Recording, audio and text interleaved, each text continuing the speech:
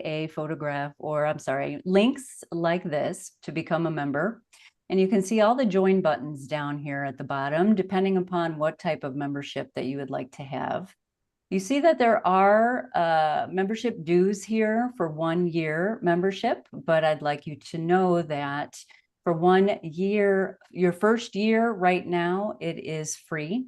So you would simply use a code to put into the program, and you would sign up for 1 year membership. That then is going to be available up until April 30th. After April 30th, then the free 1 year code will go away. I will come back at the end of our discussion here to explain this once again and give a little more details and talk about the benefits as well. I now would like to turn it over to Dr. Baswati Bhattacharya, moderator for our event today, who will take it from here. Thank you so much. Thank you very much, Carla. Hope you guys are all doing well. So today we're going to talk about Vijaya. And Vijaya is the actual most, we can say, respectful word for what we today in America know as cannabis. Around the world, it's actually known as cannabis, as hemp, and the most derogatory word is marijuana, because it has had such a long history in the West of being such a controversial, we can say, substance, drug. We can also say that it was a building material. We can say it was a cloth.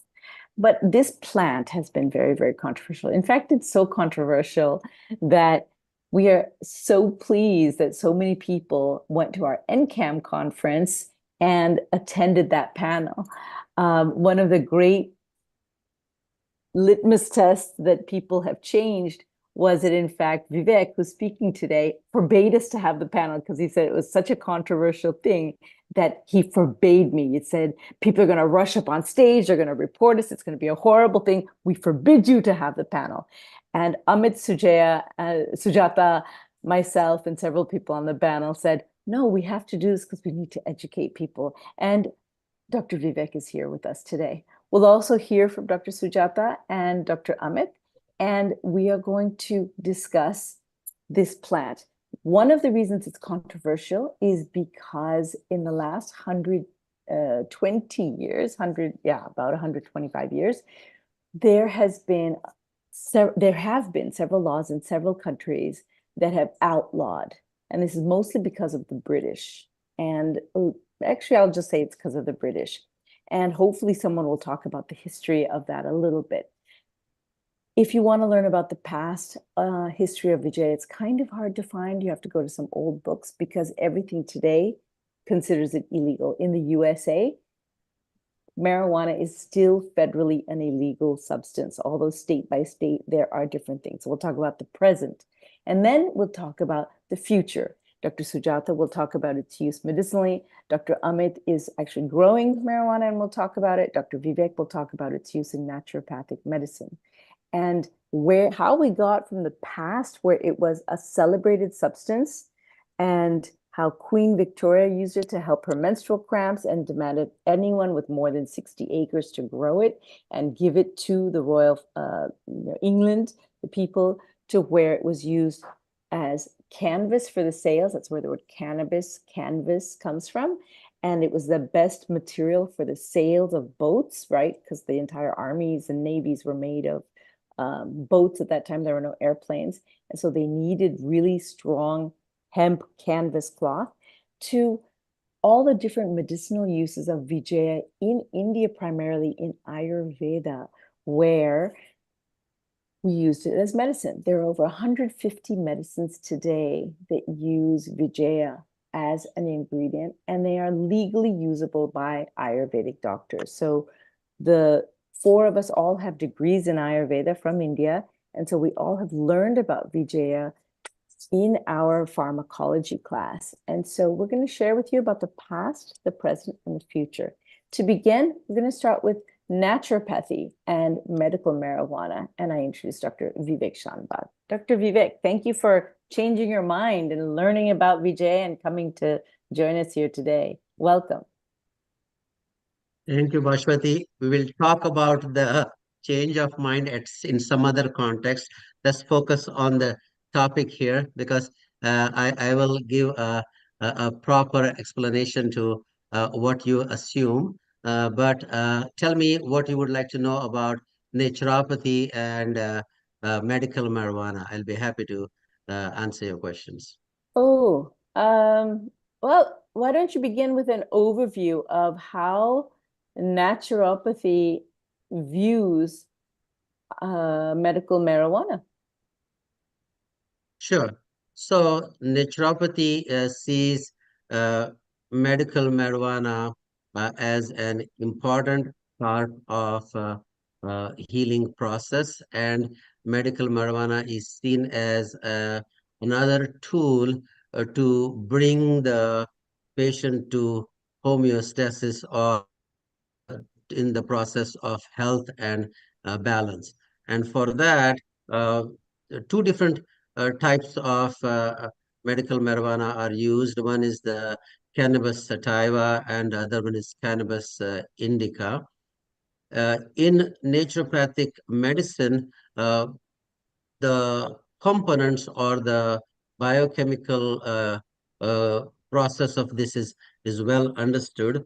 So the cannabis is seen as a very uplifting and energizing and has euphoric effects because of the THC, the tetrahydrocannabinol, and it is usually recommended to be used during a daytime, and it helps in mood disorders, in fatigue, and in enhancing creativity. So it has a very psychoactive component to it. So it's used in in conditions where the person has more of a lack of enthusiasm, whereas the cannabis indica is seen as non-psychoactive because of the high levels of cannabidiol, which is CBD, and that's the one that is relaxing, sedative, calming, and has pain relief benefits. It's usually used at night, and in naturopathic medicine, this is the one that is more commonly used for various types of pains, headaches, migraines, in cancers, specifically in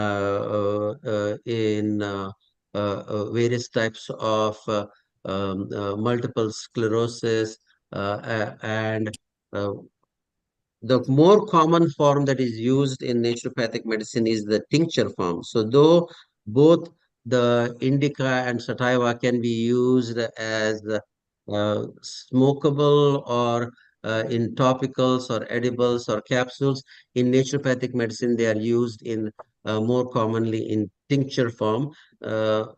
And tincture form has better absorption, and you can dose it in a very specific way. So that's a quick summary of how it has been used in naturopathic medicine. So, how do naturopathic and Ayurvedic approaches to marijuana differ then? In Ayurveda, everything starts by understanding the qualities or gunas and then applying it to specific individual. Ayurveda has a very systematic, well-developed method of understanding biochemical individuality or mind-body type or doshas of a person, which are in Sanskrit language called as Vata, Pitta, Kapha. Whereas in naturopathic medicine, which believes in biochemical individuality, but still does not have a well-developed step-by-step method of identifying the biochemical individuality. So Ayurveda makes it very personalized and individualized, whereas in naturopathic medicine, it is more on the symptom and disease base. So in Ayurveda, Most commonly used, which is Vijaya, is the sativa, and indica is very less used. The Vijaya is a cannabis sativa, and in Ayurveda, for kapha related problems, you use cannabis sativa, whereas for vata pitta disorders, cannabis indica is recommended because cannabis sativa is more warming or ushna virya, and it has got the agni deepana, that is enhancing the digestion abilities, whereas the cannabis indica is more calming and relaxing, which is more vata pacifying and pitta pacifying. So those are the main changes. In Ayurveda, uh, cannabis is used for multiple disorders, whereas in naturopathic medicine, it is used more so for pain, some of the digestive problems, some of the psycho and neurological problems, whereas in Ayurvedic medicine, um, Vijaya and various formulations of Vijaya along with other herbs are used in multiple disorders, in immune system, in skin diseases, in gastrointestinal diseases, in hormonal health problems, also in musculoskeletal. So there has been much wider use of Vijaya in Ayurveda compared to naturopathic medicine. And so the disorders that naturopathy recommends medical marijuana, you talked about that a little bit. Does that differ a lot between what naturopathy will say and what Ayurveda will say?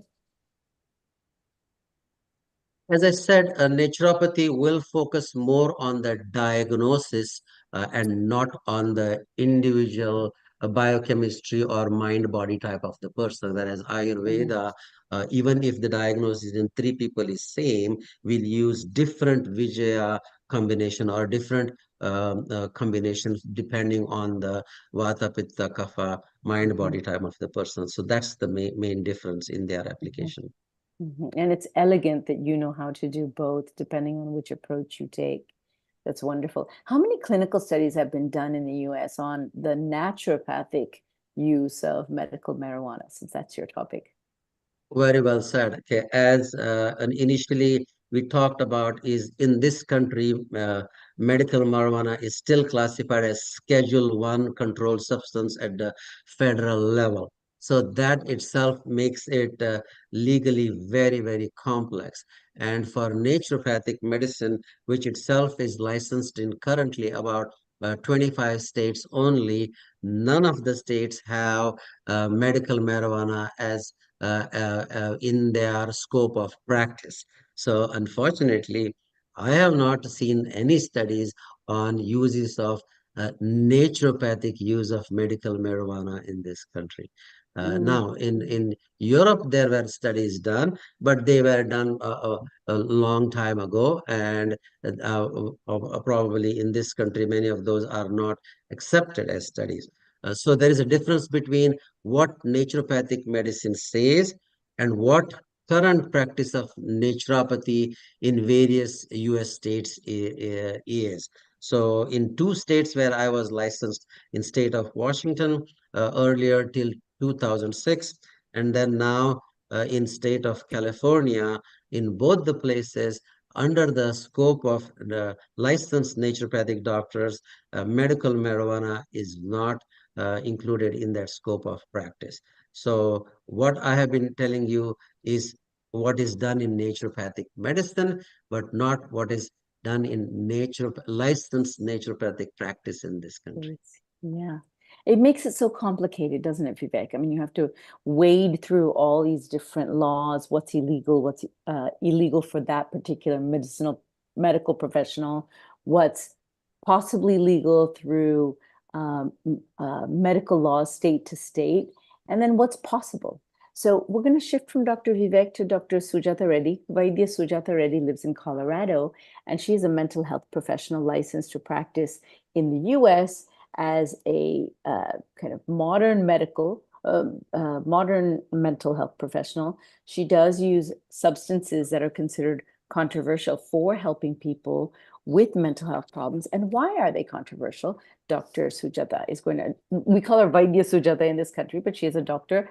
Vaidya Sujata is going to discuss Vijaya and mind. So let's start out first talking about what's the difference between Vijaya and marijuana, if you can, and then how is it used for affecting the mind, Dr. Sujata?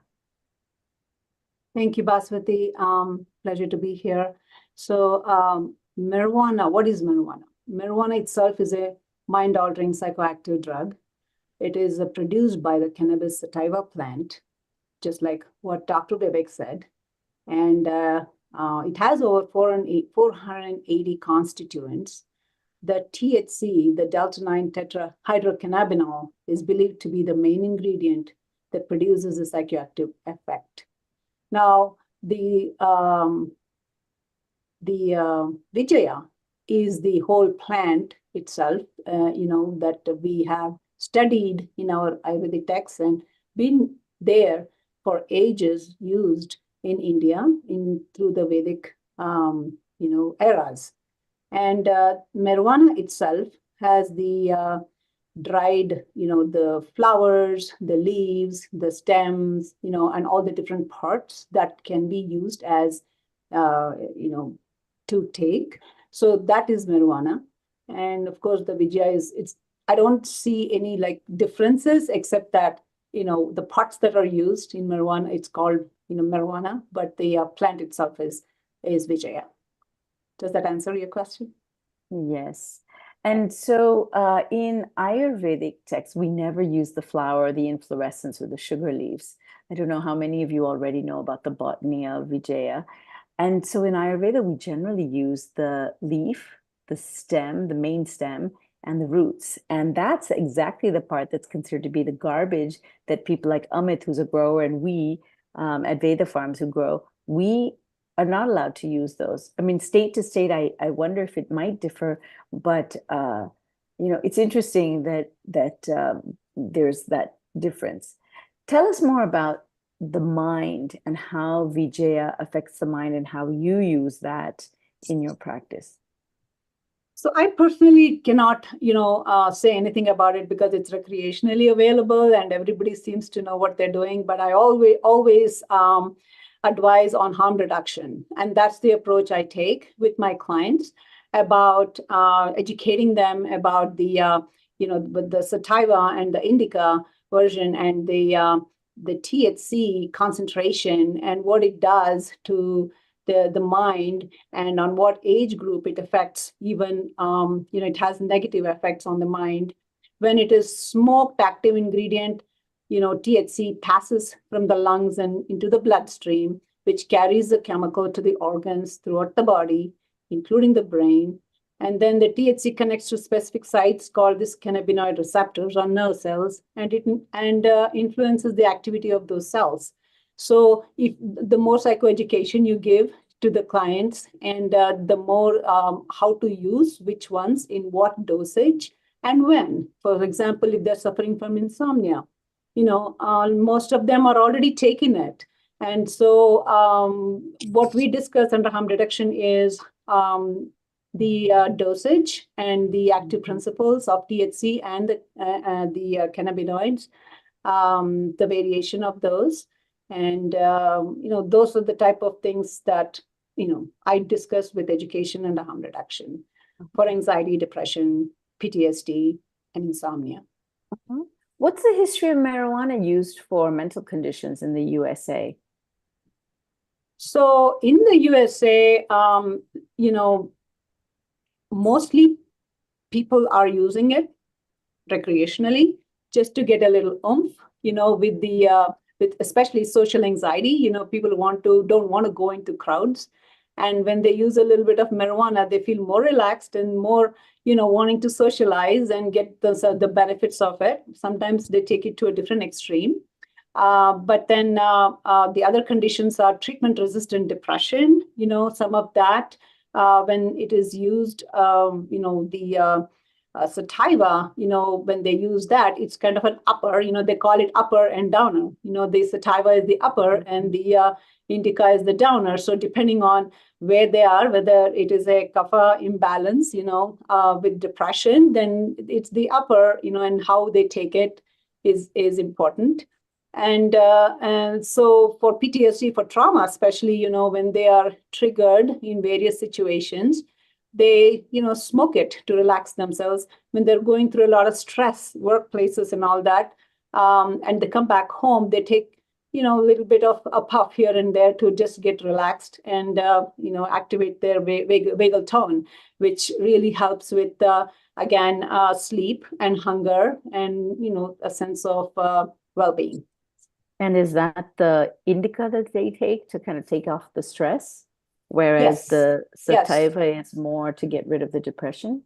Correct. How do they access that? Because as I've seen it, people just say, it's the dealer just gives the weed or the pot. Do they have to go to the dispensary to get specific things that are going to give them that antidepressive effect? Or how do they do it when they're getting it recreationally? Well, we, especially here in Colorado, it is legal. It's available in plenty. There's so many marijuana outlets, and it is sold in different forms. And, nowadays here, they're also using it sort of like in yoga studios, if they want to kind of do like a yoga with a little marijuana or, something like that. So it's used in different ways to help people, relax and be more in their body than in their, mind. So it's available in plenty. It's just a matter of like a gas station, you just go to a store and you buy it. So do you think most people know the difference between indica and sativa and which to ask for the way that you described it? Or do they have other ways of knowing, no, I don't want this sativa, I want this indica one? They normally know there is an inner intelligence of what they are feeling. And if they're feeling down, when they go to the store, they educate them too. They ask, hey, I'm feeling down. What do you recommend? Right. So they do say, oh, yeah, it's good. The indica is good for you or the sativa is good for you. And it is sold in different ways with gummies or with, vapes. These days are very, very popular. And vapes have a higher concentration of THC. And so there's definitely pros and cons of, using marijuana and how, and a lot of youngsters really, it can go to like cannabis abuse disorder, if they're not mindful because the brains are still developing, their emotional brain especially, and they can go into marijuana psychosis, if they are using it in very high concentration with THC. That's why you talk about harm reduction. Yes. You also mentioned actually that there are several conditions of the mind that have been healed. You talked about PTSD, you talked about stress, you talked about the phobia of being around people. What other mental conditions have been either, I won't say cured, but treated using medical marijuana, or like what's the scientific side of the literature say about mental conditions and marijuana? So, I did a little bit of research on that. Surprisingly, I accessed this one article in the American Journal of Psychiatry. They actually did a lot of searches on PubMed and PsycInfo with the articles published in July 2021, reporting on the cannabis or cannabinoids or medicinal cannabis. So the results were that there are currently no psychiatric indications approved by the U.S. Food and Drug Administration for cannabinoids, and there is limited evidence supporting the therapeutic use of cannabinoids for treatment of any psychiatric disorder. That was really surprising to me. So to date, the evidence supporting the prescription beyond the FDA indications is strongest for the management of just pain and spasticity. And that's what they're using for medical marijuana. Yes. Right. There's people that get those red cards to be able to go and get marijuana doses. It's mostly for that. Yeah, for the prescription. Yes. For the prescription. Do you consider pain to be part of those mental conditions? Absolutely. In Ayurveda, right? So it's a bilateral thing, when we have pain in the body, our mind doesn't function properly. And when there's mind, disturbance in the mind, it expresses in the body too. And also there are genetic predispositions, there are gene expressions, especially when there's people who are suffering from really hypersensitive nervous system. It affects their gut so much, right? And the gut is the second brain. And then they develop what is called as SIBO, or the irritable bowel or Crohn's disease, if they don't take care of it at the state of emotions. And so then the foods that they eat can even make it even worse. And they start having anxiety, panic attacks, because of that.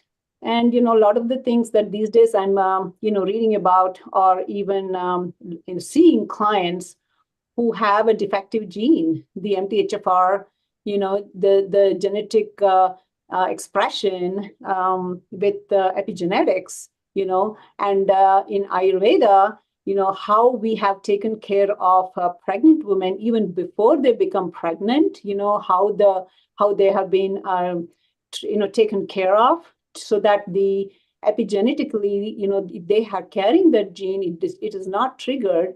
And so then, during pregnancy, it is not, the fetus is, safe.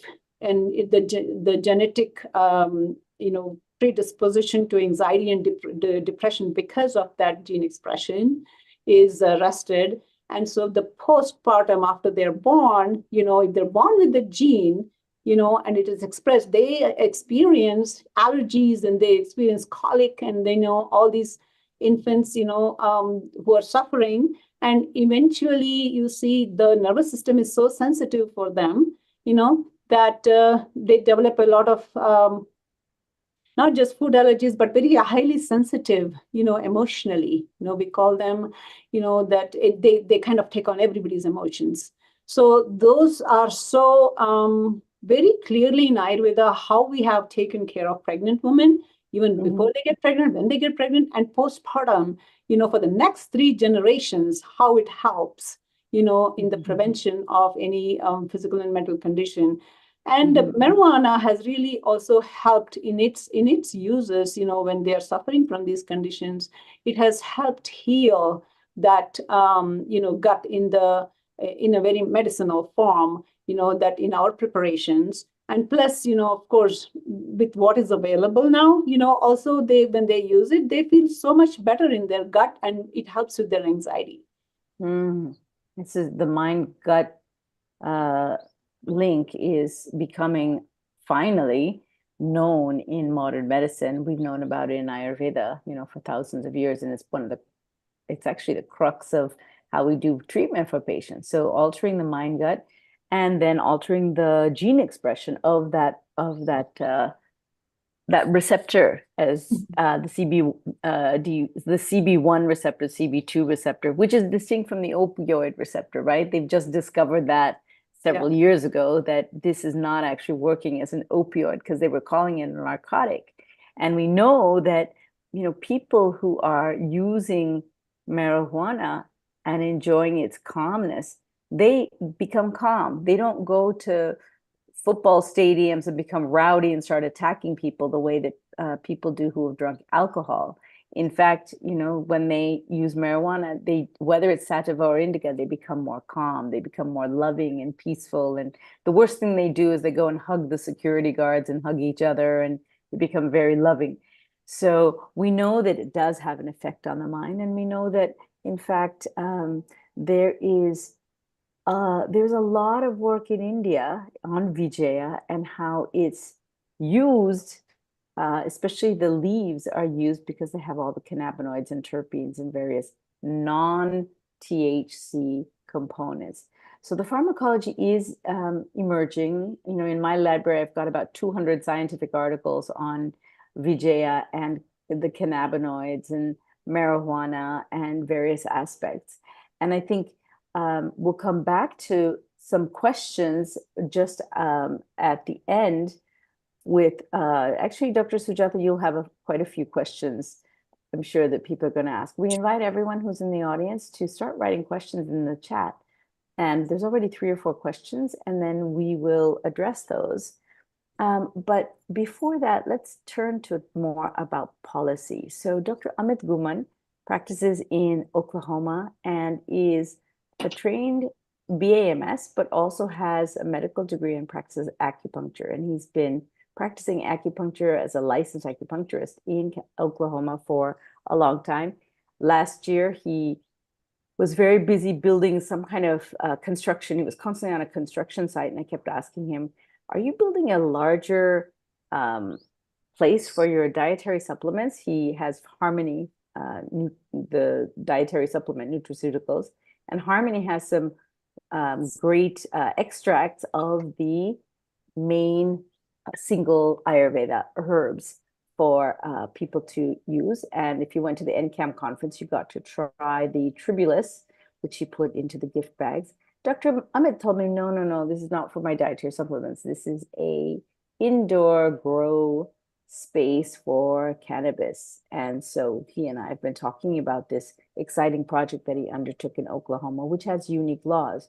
So Dr. Amit has been involved with medical marijuana regulations and the use in the USA, and he's going to talk to us a little bit about the policies, because as Dr. Vivek mentioned, there's such a panoply of different overlapping and conflicting laws. So Dr. Amit, welcome. What are the current regulations on marijuana use in the USA? Maybe you can say it by federal, as Vivek summarized it, and then maybe by some of the state, you know, the levels, as well as the kind of timeline of by which it's happened.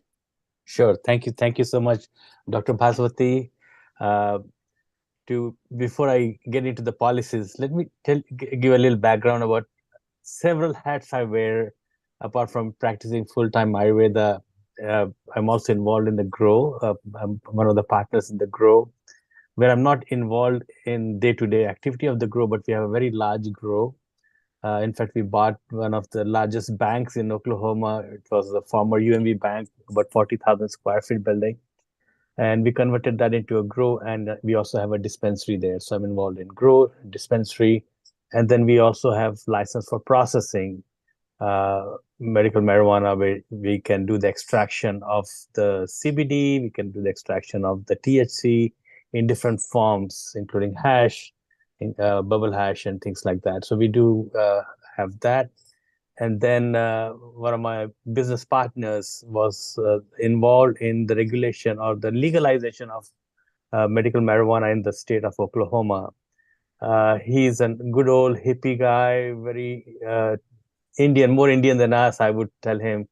Pure vegan, was into Sri, into Hare Rama, Hare Krishna, very spiritual guy. And he was involved in the legalization of medical marijuana in the state of Oklahoma, where he went through a lot of process and prosecutions and legal situations where he was arrested, and he stood true to himself and to his purpose. So there's a lot which has happened in Oklahoma. So if I would be allowed to share the screen, I can. Maybe Meenakshi can help. Oh, yeah, I'm not the host, so maybe someone can. Dr. Meenakshi, can you help me to share the screen? You are co-host. Okay, yes, I am. I do not know how to do that. So if you can let me disable, if you let me share the screen. Go down to the bottom. There should be a Share screen. Share screen. Share screen. Yeah, I'm doing that, but it's not letting me share. Just let me see. So it is disabled to screen sharing, I think. Host disabled participant screen sharing. No, but you are co-host. Co-host should be able to. Okay, okay. I have logged into 2 accounts. So can you help me with the Amit Guman? Amit, the one where you are, where you are not seen. I think that's the one where it says. Yes. Thank you, Dr. Yes. Pash. Here you go. Now you should be able to. Thank you. All right. So this is the cannabis market overview in this country. So in the US, we have three different kind of legalizations. One where you see in the dark green, where it's legal for recreation use as well as medical use, like Montana, Washington, Oregon, California. All these states have legal use for recreation as well as medical use. Then you see the light green, like Oklahoma, Iowa, Minnesota, North Dakota. These places have legal use for medical use only. And then we have quite a few states like Idaho, Wyoming, Nebraska, Kansas, and our neighboring Texas, where it's illegal, absolutely illegal for the use of any kind of marijuana. But what's happening now in all these states, the orange states, is they are allowing the cops, the police, the law enforcement is very liberal, though. So technically they are illegal, but in policy, in implementation, they are very flexible.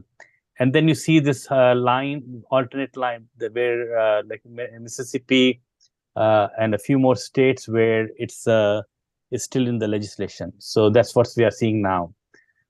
So looking at the cannabis market in this country, it's astonishing.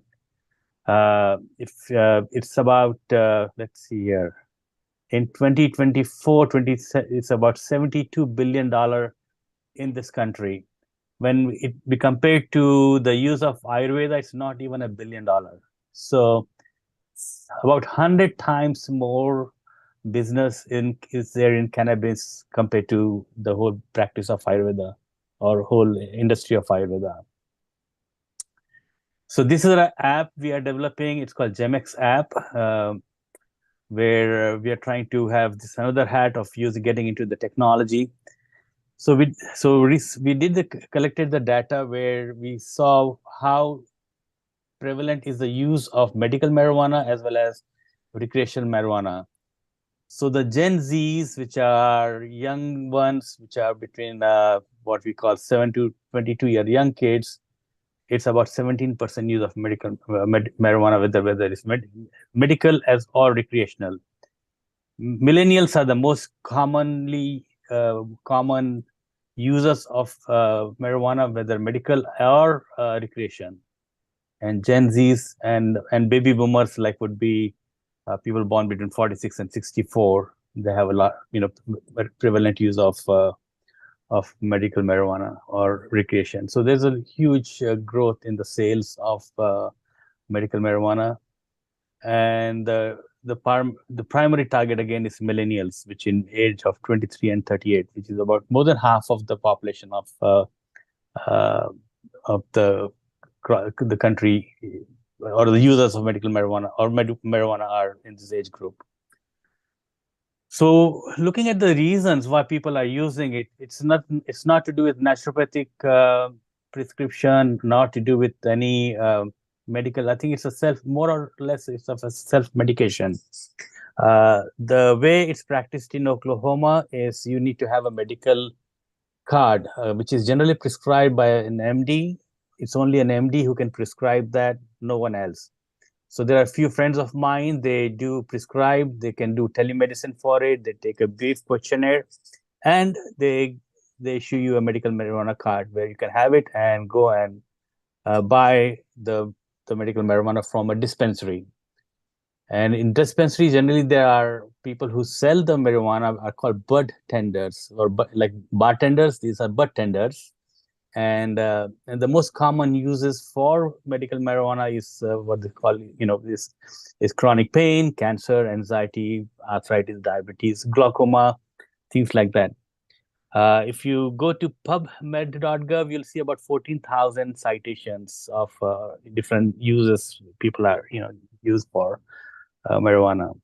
So it's an emerging growth, very promising growth of marijuana, which is just like 3.0 web. It's growing like crazy, and and it's expected that it's going to be legal federally. And more research is going on, more and more diverse range of customers are there. And we are also seeing a pretty big insurgence of big boys, as they call in the industry, like Phillips and Morris and things like, big industry, pharmaceutical industries, taking a keen interest in acquiring the growth as well as the processing areas. So it's a lot going on here. This is our app where we are trying to bring everyone together: medical cannabis, Ayurveda, kratom, functional medicines, plant-based CBDs. So that's my website where we are working on to bring it together. So there's a huge potential, and I think it's very important for us as Ayurvedic professionals to definitely look into it and see how we can incorporate into our into our Ayurvedic practice. We cannot prescribe medical marijuana as an Ayurvedic practitioner, but definitely you can recommend that that they can talk to their bud tenders, or you can train the bud tenders for suggesting what kind of medical marijuana can be used. And the reason I got into this is mainly to see how we can bring in the ancient Ayurvedic formulations to America. So that was one of my main reasons to take interest into this. Thank you. This was such a powerful set of slides, and congratulations on this app. What a wonderful thing that you've created for everyone. Yeah, it's lovely to see that you're taking interest in this. And hopefully the education will help people to understand that while there are dangers and issues of harm reduction that Sujata mentioned and that are all over the literature, up to about 10 years ago, and the scientific studies that will convince the academic and medical world, the regulations, the various parts of society that tend to be just blanket saying that, it's a terrible substance and there's no use for it. They're realizing that there's something else, going on. The Ayurvedic Vaidyas, and I have to mention there are several here. I'm very pleased to see, I have to mention Dr. Bishwajit Mukherjee, who's a former director of the IMPCL, which is the Indian National Pharmacological Laboratories that make medicines by hand. He is a specialist at making bhasmas, which is one of the metals made into medicines, and one of the substances they use for helping to make that medicine, it's one of the ingredients, is actually the Vijaya leaves. And I'm pleased to see him here, so a shout out to him. We also have Dr. Kannada here, who we met in Florida, who's a Vaidya in Florida and is a member. And we have several people from India, including Dr. Madhuri, who is a big proponent of understanding how Vijaya is used. In the US, I didn't hear anyone mention that the DHHS, the Department of Health and Human Services, very recently put a memo to the FDA suggesting strongly that they should take cannabis off the Schedule 1 list and put it onto Schedule 3. I'm sure all of you saw that. So what's happening now is they're saying Schedule 1, which is about substances that are very harmful and that have no medical benefit. Well, now we know about CB1 and 2 receptors, as Dr. Sujata talked about. And there's lots of studies out showing that there are benefits for various conditions. And so why aren't we moving this out of Schedule 1 and into Schedule 3? And so that letter has been written and made public. It was in January, around the beginning of January. And so hopefully we'll be seeing some big changes. And once that happens, it can no longer be just blanket called federally illegal. And we expect that that's going to happen maybe in the next, 6 months to 1 year. We don't know what the idea is, but Dr. Amit talked about the fact that Philip Morris and other very large, very wealthy companies are getting into the cannabis game because of those numbers that you saw in the graph. And so dietary supplement makers, as well as all kinds of people, are going to be able to get into the game without having fear of doing something that's quote unquote illegal. what that will unleash for the people is, we're going to see what happens state to state. But knowing that Vijaya has the history that it has, there is a brand called 1906. And the reason is that in 1905, the Pure Food and Drug Act basically was part of this whole cascade to make marijuana illegal. And while I think most of us were not alive at that time, if we look back at the history of why they vilified it, made it this big villain for the 20th century, that will help us to understand why our attitudes are so derogatory. I know in medical school, I was taught that marijuana is a very, very bad drug. A lot of people would go to jail for marijuana use. Of course, it was selectively more Black and Mexican people than it was white people for the same kind of possession. But it was considered to be something very bad. And we, as medical professionals, were taught to treat those people as addicts. And then we have that. On the other side, in the 1950s at Harvard Medical School, they were looking at all kinds of substances that they had found were affecting the brain, including marijuana, psilocybin, and many of the substances that Dr. Sujata works with. And they were finding that actually there were people with intractable neurologic diseases, such as seizures, where they would give some cannabis and they would find that the seizures would subside. Meanwhile, all the pharmaceutical drugs were not able to do that. They also found that for pain, there was something going on that was not in the morphine receptor, the opioid receptor, and that's how they discovered the CB1 receptor. One of the big differences I actually learned from a guy in India is that in the Israeli army, and by the way, Israel has some of the most forward research on cannabis, there is a pill that is put into the pocket of army soldiers when they go out to the battlefield.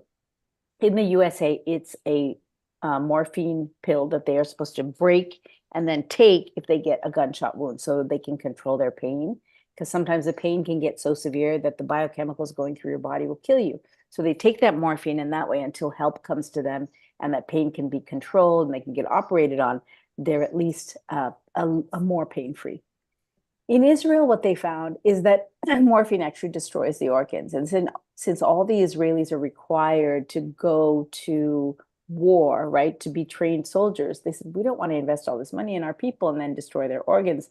They give them cannabis. So that pill that is inside their pocket is an emergency cannabis pill. And so when they take it, they will get the pain relief, but they will not have the organ damage. And that research has been done well enough that they actually supply cannabis to those emergency stores that each and every soldier has for emergency use, but for pain control.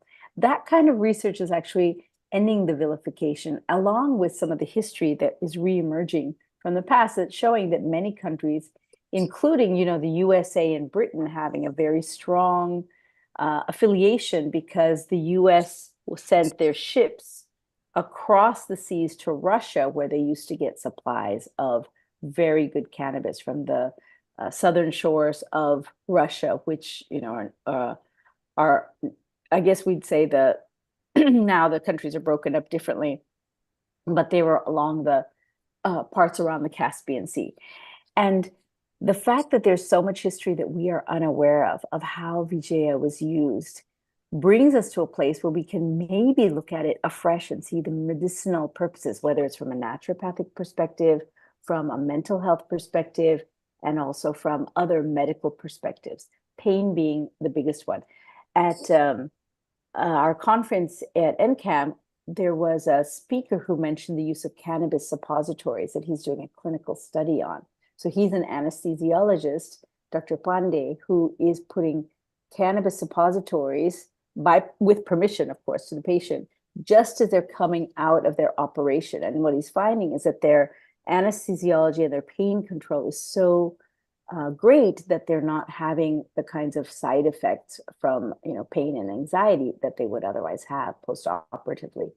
So I'm going to turn to the questions. There's some really great questions in the chat, and hopefully all of you are available, speakers, to go to answer some of these and go into some more detail. The first question is, what are the implications of the genetically modified strains flooding the market these days, which have unnaturally high THC levels. So Dr. Amit, you know about grow, maybe Dr. Vivek and Dr. Sujata can. Some of the THC levels are not the usual 3-4%, but they're like 48% THC in the flowers of one plant. Can you talk about that? Sure. So what's happening in the market is there's a huge need for people to find variety. Like they are looking for novelty. They're looking for different experiences. So there's a huge industry for genetically modifying or crossbreeding different species. There are actually 3 species of marijuana: sativa, indica, and there's one more, rubidians. So they are crossbreeded, and there are so many different species where the range of THC can be anywhere from 20% to 35-40% also. So it's just for people having wanting different experience. Technically here, before any of the marijuana is sold, it has to go through. There was another question in the chat room about the quality control. So they have to be quality controlled for contamination, microbiological contamination, whether it's E. coli or any other contamination, including fungus, mold, heavy metals. So all of that is taken into consideration in every state where it's legal. Mm-hmm. And these 40%, I've heard 48% in some of the grows. What's the implication of taking something that has 48% THC, that plant that grew that? Is it kind of a genetically altered, like when we say genetically modified, can you talk about just crossbreeding those different species versus what we call GMO, genetically modified? Can you explain that first? Like which one's dangerous, which one's natural? Well, they all are natural. They all are crossbreeded naturally or assisted. Just so they're crossbreeded based on the market. The people who get desensitized, like when like alcohol or tolerance. people, they have tolerance. So their tolerance grows up. So they're asking for more and more. So one of the reasons would be tolerance, that they are. So you're saying, I'm sorry to interrupt you. So you're saying that there's not genetic splicing and modification. There's no that kind of, like they do in corn or basmati rice, to change it so that it will be like corn. They make less tall so they can reach the cobs, more easily. And that's genetically, like they play around with the genetics and then they make the seed. Right. That's not what they're doing. They're actually naturally just crossbreeding, right? They're crossbreeding. And that's what we buy in a grows. We buy the seeds which are already crossbreeded. Okay, I think Dr. Vivek wants to add to that. So, Yeah, so these are not these are natural, and they are known as high THC strain, and they are specifically cultivated for pain relief use, and also in nausea, and specifically for appetite stimulation in cancer patients, and in certain conditions, okay, where the pain relief is what is in demand.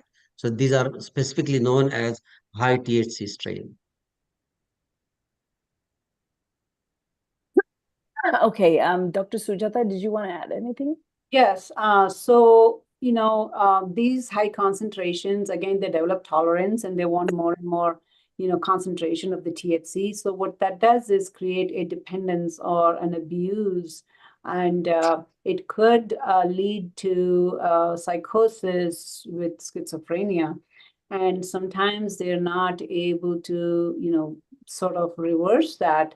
It's very difficult. And times I've seen clients like go into psychosis, and I had to call the ER to send them into the emergency, room for them to be, stabilized. So, and it can be very dangerous, once they develop that abuse, and they can never ever use it after that, because it's that tolerance that you're talking about. It's not so much abuse, it's tolerance. It is tolerance, and then they keep, doing it more and more, and with the higher concentration. And once they flip into that psychosis, the tendency to go back there again is very high once they start using again.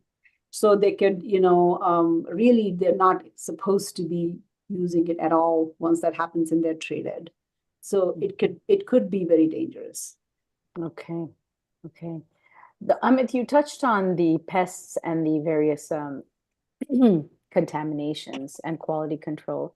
There's a question from Dr. Meenakshi about penicillium species associated with marijuana and also aspergillus. Can you talk, since you're growing, can you talk about it, or one of the others, Sujata or Sure. Vivek? Yeah. So any grower, any licensed grower has to follow the GMP, the medical marijuana. In Oklahoma, we got OMMA, Oklahoma Medical Marijuana Authority. So they give you the guidelines of how marijuana has to be grown, what kind of quality control has to be done, and also to make sure that each grow room is basically considered as like a surgery theater, like an operation theater. So no farmer or the grower or the worker would go in without putting on proper gown, proper gloves, proper PPE, making sure they don't take anything from one room to the another room. Before they go from one room to another, they have to change uh, their PPE, so that they do not cross-contaminate the, Uh-huh. Go ahead. So, what about outdoor grow where you can't really do that? I mean, So, I know you don't do outdoor surgical theater operating rooms, but right. obviously in India, the plants grow in nature. So what is happening in the US with outdoor grow, like in California and places? I Do they do have the not same know. regulation? I do not know about them, but the outdoor grow, the quality and the yield of THC is much lower. Even in India, the outdoor grow, whether you are talking about any of the grow in UP or any of these areas, the THC content is much lower. Yeah. So it sounds So like in the US, they're trying to maximize THC maximum the content, THC, right? whereas in India, they're maximizing the CBD content and what you could say, the diverse spectrum of CBD and other molecules that are out there that give more of a balanced issue. Right. So there's a comment in the chat. I think he just wants clarification, if you guys can read it.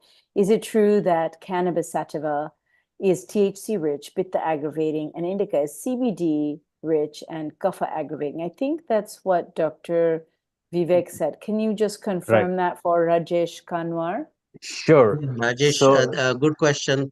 That is true. Is the Sativa is the more Ushnavirya and it is Pitta aggravating, whereas the Indica is the more for pacifying Vata and Pitta, and it is the relaxing and the calming one. That's well established.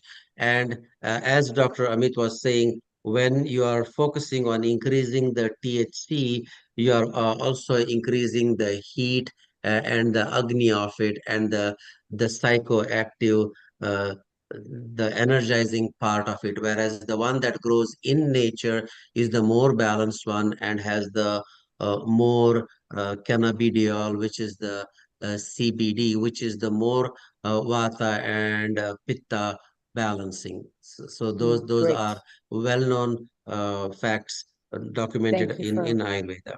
Thank you for confirming that.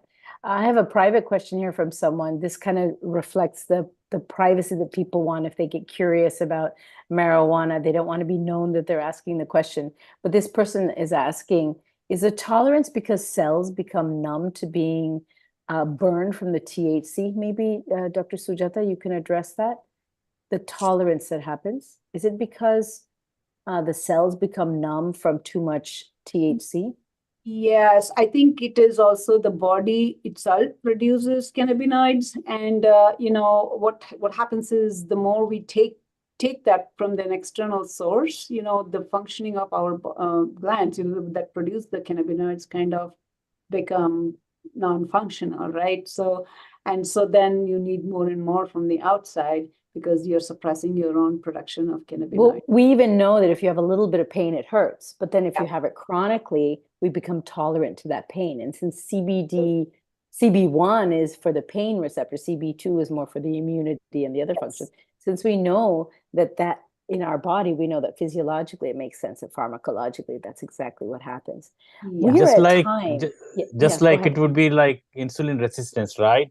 When people Well, get that's a little insulin different. resistant. Yeah. That's a little bit different receptor Well, reaction, but yeah. by definition, Vijaya is defined as madhakari. It is habit forming. It is so there is a so that's the word that is used for Vijaya. It's madhakari. It makes you addicted to it in the long run. Makes you So intoxicated. yeah, Mother yeah, intoxication kar is to do, right? Madhakari. right. And so I have a hard stop, as I mentioned to both Meenakshi and Carla in the very beginning. So I Yeah. will drop off in another 5 minutes since we Yeah. are almost 6 minutes over. We're almost, we need to end. We loved all the questions you guys gave and all the information we were able to share with you. And so thank you very much for this seminar. We're going to have, I think, monthly seminars or quarterly seminars, depending on what all of you want. So if you have topics you're interested in, please write to us. I'm going to have Carla come back and tell you about how to join AAAP and how to stay involved with these seminars. And just want to thank the people that we see here from various parts of the globe and different countries. And I hope you enjoyed the seminar. Feel free to send us feedback on the website. Carla. And that being said, just giving you the website once again up here in the top of my screen, AAAPusa.com. These conversations are going to be every month, actually. And so our next one will be, it is already scheduled for March 24th. It is a Sunday at 10 o'clock in the morning. And the topic there, you were speaking about insulin resistance, so if you want to get more on that topic, that is actually our discussion coming up next time. So it will be on madhume, on diabetes. So that being said, these gatherings are meant to bring us together, not only for our own connection, but these important discussions. They are also beneficial for education, for those who are studying Ayurveda. They are also beneficial for practitioners, especially practitioners in the West that are looking for classical teachings and more in-depth classical knowledge. So that being said, after April, then the membership will be needed to gather for these conversations. If you're a non-member at that point, then there'll be a small charge to join.